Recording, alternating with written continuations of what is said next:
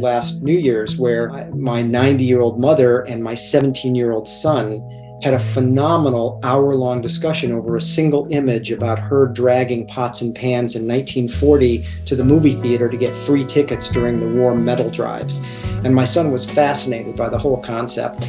They very rarely talk because bridging a 17-year-old and 90-year-old, intergenerational gap is a very tough thing.